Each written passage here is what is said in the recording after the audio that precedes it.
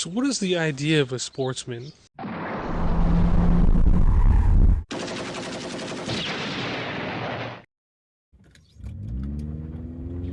don't know about you guys, but for me it's the poor man's sport mode. Or the way that I apply myself to this car is the poor man's sport mode. It's like all the tips that you can do that are basically free that can get you a little bit more performance out of a car, right?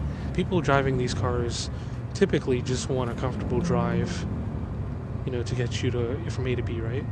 But if you're looking to use the car in that sort of spirited way and you want the maximum, all of these tips will help. You might actually spend a little bit of money, but it's usually sort of like with that budget frame of mind. So, the poor man's sport mode, what is that? It's just a way of thinking. Like, you want to get the most performance out of your car. How do you achieve that?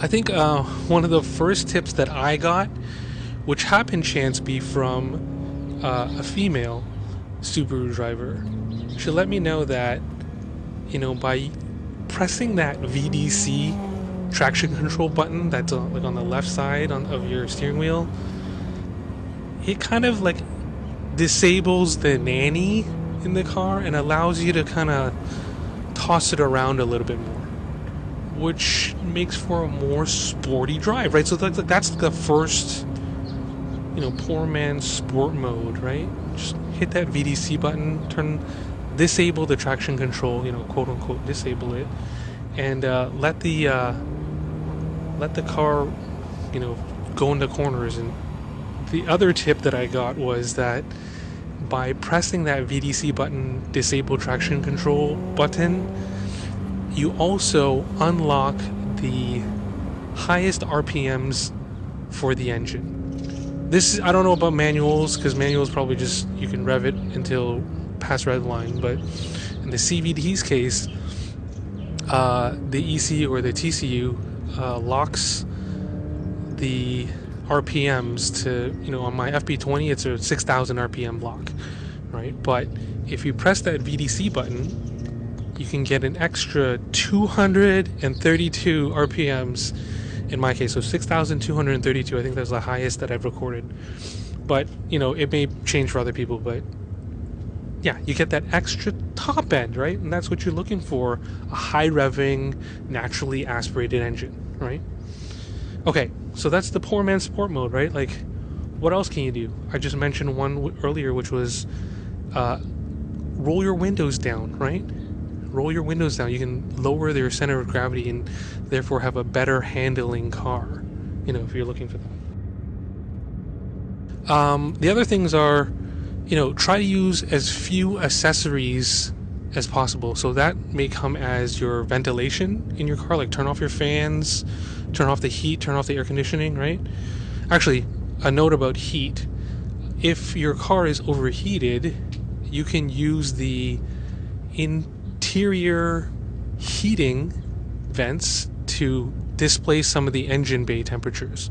So by like blasting your heat, you're actually offloading a little bit of the stored heat in the engine out of your ventilation, right? Because the car uses engine heat to heat the interior of the car through a system. Okay, so turn off all of your vents, right? Like turn off your fans, turn off your AC, turn off your lights, turn off your stereo, turn off your butt heaters, like all of those things. Like, allow the car to have the maximum resources that it can, like electronically, right? Obviously get rid of as much weight in the car as possible. Like, I literally just took out 2 or 3 pounds of coins that have scattered around my car. Your backpacks, your school bags, okay, so you can get rid of all the weight in your car, like clean out the glove box, clean out the back seats, and if you're keen on it, take out the back seats, right?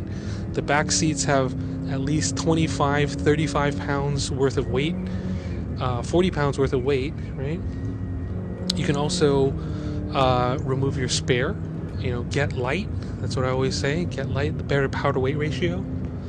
These are all just little things that you can do passively to enhance the handling and sportiness of your vehicle. If you want better braking performance, or more reliable braking performance, you can look to flush your brake fluid with .4 fluid, and that's over the .3 fluid that comes with the car. It increases the boiling temperature of the fluid, so that in the case that you heat up your brakes way too hot and you get that mushy kind of pedal that's very scary, that .4 fluid will prevent that from happening a little bit, right? So, or a lot in my case.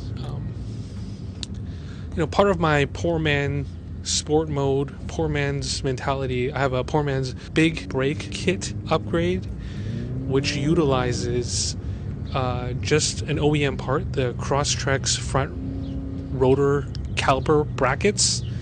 When you replace those, you can use your OEM calipers, the ones that came with your car, your Impreza in my case, and use a larger rotor, right? So larger rotor, more brake torque, you have better stopping in the front, which is where you want most of the stopping anyway. So it's a front big brake kit upgrade, and literally is just two parts, which is those caliper brackets on the left and right side. So what other things are in this kind of budget sporty upgrade mode?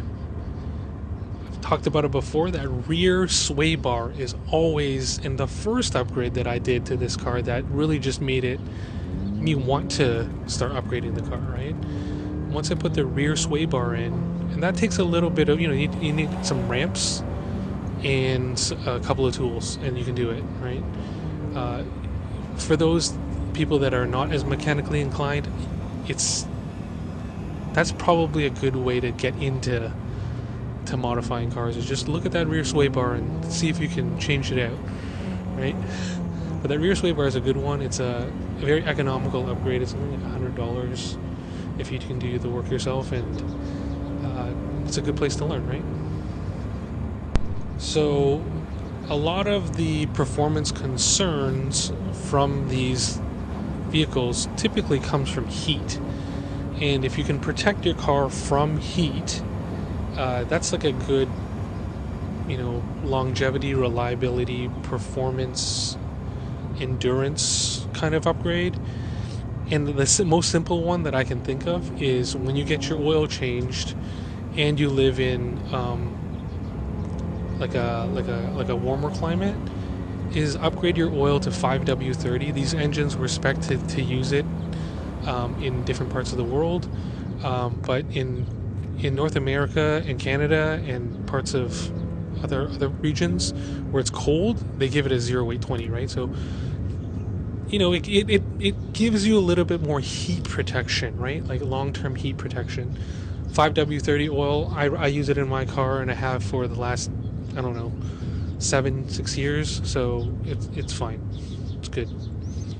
So the other day I realized yet again that there's always someone who's faster than you, right? So if you only build for power, you're gonna just be disappointed, right? Build the car the way that you want to drive it, right? What is important to you in your car? Is it comfort? Is it quiet? Is it, off the line? You're never gonna get that off the line, right? Well, you can, but overall, the car is, limited in drag races, let's just say, right? But most of the other things about cars you can do to this car and can enjoy it. So do as you want. I just encourage tuning the things that you have, living a modified lifestyle.